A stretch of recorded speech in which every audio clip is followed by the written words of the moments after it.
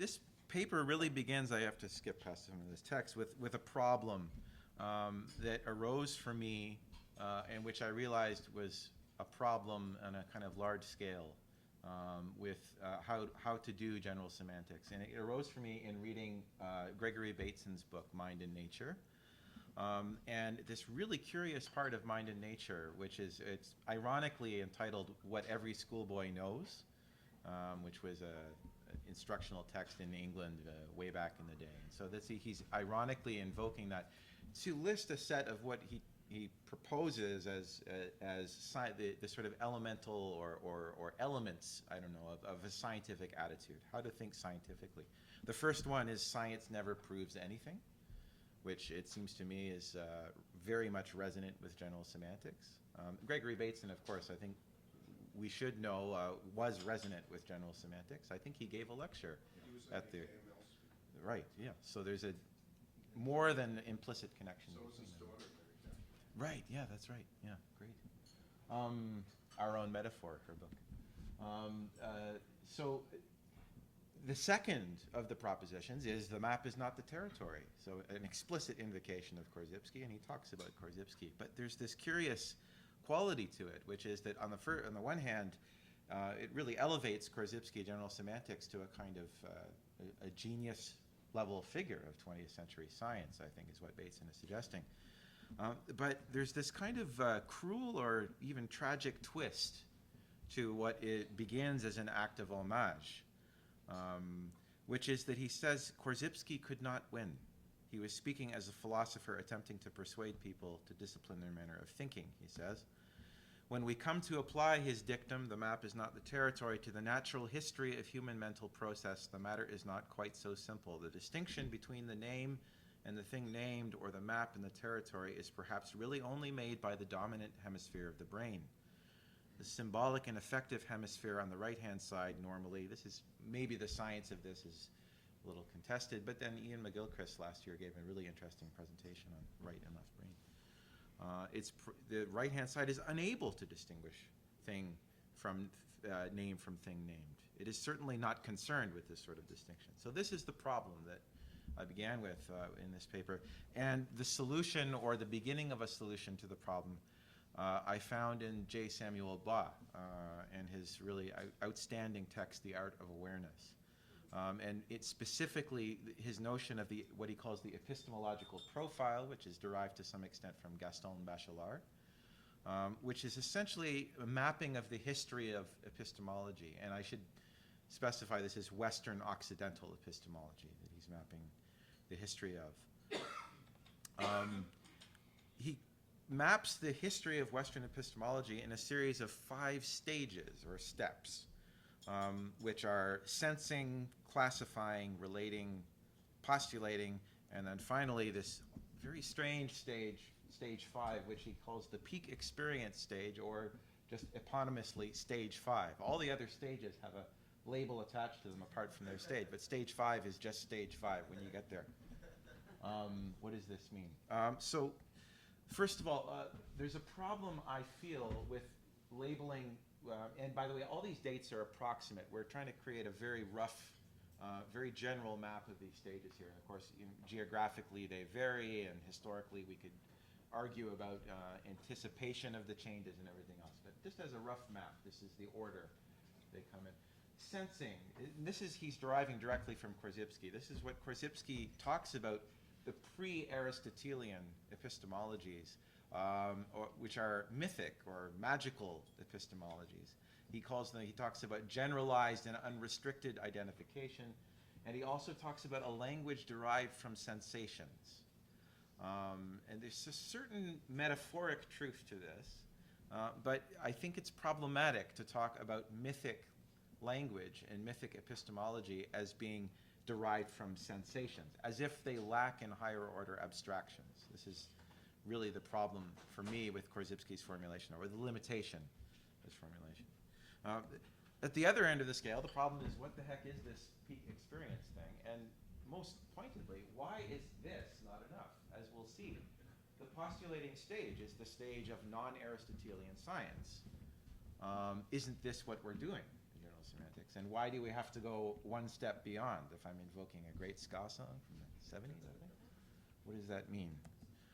Why is stage 4 not sufficient? And how are all of these problems relevant to Bateson's criticism? Then I put that in quotes because it's an act of homage and criticism almost at the same time in Mind and Nature. The way I found to bring the connection between Bois and Bateson more into focus was to remap this profile, which it seems to explain in a linear format, to remap it as a spiral. So now we map, or we can remap the epistemological profile like this. We begin with sensing, problematically, and I'll explain in a minute how I'm going to alter that formulation. And then we move through the stages around the spiral, classifying, relating, postulating, and then finally peak experience, stage 5, whatever this means, which I hope will be a bit clearer at the end of this presentation. Again, the dates are all approximate, but just for sake of convenience, we can talk about how Aristotle began his teaching around 400 BC. We can talk about how Isaac Newton and Francis Bacon were active around 1600 of our era. We can talk about how Einstein's theory came at the beginning of the 20th century as rough landmarks for these changes. Again, the problems with sensing that language, problems with what is peak experience. The spiral structure has the virtue of putting to the front a certain similarity between stages 1 and 5, which is that at stage 5, whatever that means, we have returned to the orientation that we began with in Myth at stage 1 at a higher level, subsequent to the previous stages, as opposed to before them. So I'd like to propose, just to slightly extend, and I don't think that I'm altering Bois' epistemological profile, but reformulating it to bring it into focus with this problem that Bateson points out, just to relabel both of these labels as labels of myth. This language derived from sensations, I think, can be more accurately described as a mythic epistemology. And I want to propose that stage 5 is a return. I might say a slight return. I use that in my pop culture course, invoking Jimi Hendrix. A slight return of myth. So the question is, what is the epistemological structure of myth? Also, what is the epistemological structure of stages 2 and 3? These are the Aristotelian stages. Well, we know what the structure is of the postulating stage. We have a rough idea of that, or more than a rough idea. It's given in one form by the structural differential. For our purposes here, for my purposes right now, the most important aspect of the structural differential is the way that it proposes that we need to accept a generalized uncertainty, represented by that openness of the event level at the top. So we return to the event level after our chain, or it's not really a ladder of abstraction, it's a cycle of abstraction where we attain the highest possible levels of abstraction which return us to this uncertainty. We never arrive at an end of our formulating in the postulating stage. Now, I propose that we can map the Aristotelian epistemologies, which Korzybski never did with the diagram. In the paper that I wrote that this is all derived from, which is far too long to present today, I said basically that Korzybski, much like in Kodish's biography, when he helps or he moves the artillery piece with his own hands and injures himself for life in the process. That's a kind of, for me, a mythic, metaphoric representation of Korzybski's whole outlook, which was so practical, and he wanted to build a movement. He didn't have time to be mapping the Aristotelian epistemologies or myth, which is what I do have time for. So the Aristotelian diagram, for me, is just the upside-down version of the structural differential. Just flip it upside down. To paraphrase Marx, it's like turning it on its head. Hegel turned the world on its head, he said, and we have to turn it back on its feet. So we turn epistemology upside down, and we get the Aristotelian diagram, which puts the infinite nature of what is going on into a kind of epistemological shadow. And I'm using the Jungian terminology there of the shadow, that it becomes absent from consciousness, or just at the edge of consciousness, never really dealt with. In this case, sense is abbreviated and numbed. I'm sorry that the wording is a bit small there. sense is abbreviated and numbed by a level of description to which we ascribe certainty of some kind. And then through a confusing process of labeling, which was called philosophy, we arrive at the expert truth and drive toward this fantasy of eternal truths, the eternal verities, which no one has ever actually arrived at, and that's what the wavy line at the top is there to indicate. There are two stages of Aristotelian epistemology. This is one of the great features of the epistemological profile. There's the classifying stage, there's the relating stage. In my pop culture course, I call them blue pill and red pill, invoking the matrix. So you can take the blue pill, and interestingly, if you take the blue pill, your reports of sense information are going to be mere opinion. Think of Plato or Aristotle, some of their formulations here, unless you process them through the level of the high abstractions, where we attain dogmatic certainty of objective subjective truth, natural law in the medieval sense, and an explicit social hierarchy. Thinking about the caste system that we saw in the last presentation, last panel. Very interesting. This is the Occidental social hierarchy. This is the divine right of kings, etc. On the other hand, we have this red pill, red side. This is the relating stage, which is a great transmutation of the Aristotelian system, where now, instead of dogmatic certainty of objective subjective truth, we have this idea or fantasy of absolutely certain objective laws matched with subjective relativism. This is the real difference of the red pill system, is that we no longer expect to be able to generate a dogmatic agreement collectively. We expect that every man is an island, more or less. And I use the single gender there partly on purpose, that every person is separate in this way. And on this level, we have a tacit social hierarchy, I would propose, which comes in the form of a market, where there is fluidity and there is some degree of alteration, but quite frankly, I'm never going to be Bill Gates or the Walton family, and they don't have any divine right that gave them that. They have the great fortune of their position in the market system. What we have on the relating side is also, therefore, or connected with it, is rapid technical progress, which begins in the 1600s and goes forward, matched with an absence of agreement as to the human values of progress. And for me, this aspect of Aristotelianism is what Korzybski was really drawing out when he talked about the rapid technical progress without corresponding progress in human values. That wasn't the problem, by the way, in the blue pill system. There you had arguably neither technical progress nor progress in human values. But this imbalance and this dangerous imbalance, Bateson liked to talk about how dangerous this imbalance was.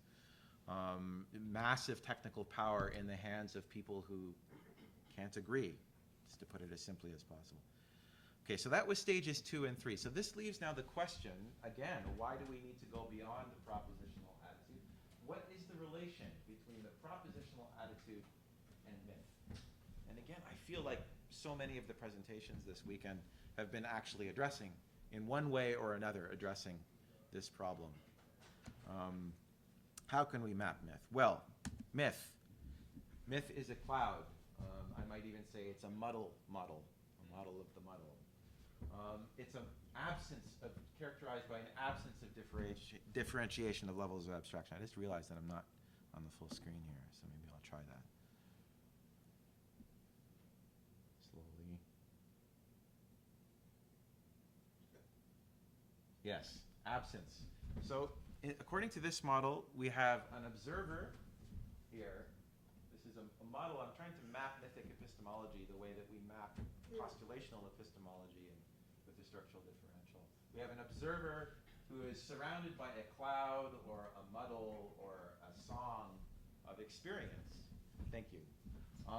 Surrounded by a cloud or a muddle or a song of experience, which is a muddle of levels of abstraction. It's images, it's high-level abstract concepts, it's ideas of gods, it's also everyday sensory experience. The gods are involved in mythic abstraction as a kind of unthinkable or irrational outside of experience that we presume determine experience. Mythic epistemology also has the quality of duality to it. Not dualism in the Aristotelian sense, but duality. And I like to map this, and there's a little reference to Nietzsche in this presentation, in terms of Dionysus versus Apollo, that we have an aspect of mythic epistemology which tends towards stability of stories, and an aspect of mythic epistemology that tends to the deconstruction of stories. At festival time, the order is inverted. The problem is that myth is susceptible.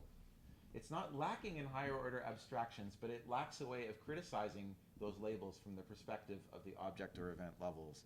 Mythic epistemologies are susceptible to tyranny, and there's a great book by Eli Sagan called At the Dawn of Tyranny that explains the way that the god king can assert himself mythically in the mythic epistemology.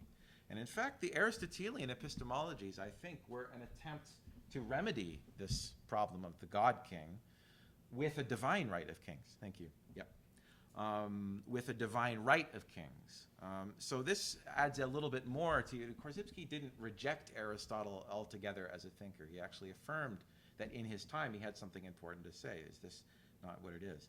So 3 diagrams now. We have the upside down epistemology of Aristotelianism. We have these mythic epistemologies. And again, the problem, though, is how do we relate myth to this, to a propositional attitude?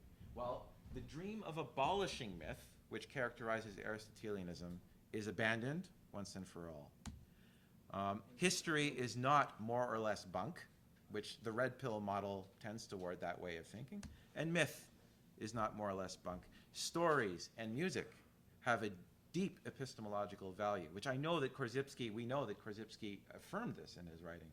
I'm not going to read a long quotation from Nietzsche, which I'm drawing in here to show this connection, but I'll just leave you with my model of the way that we can overlay.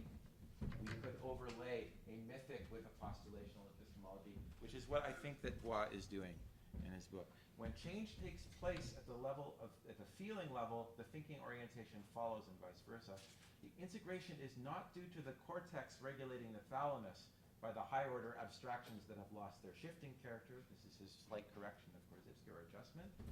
But to the thalamus giving all activities a unified meaning, value, and purpose. And yes, thank you. Thank you.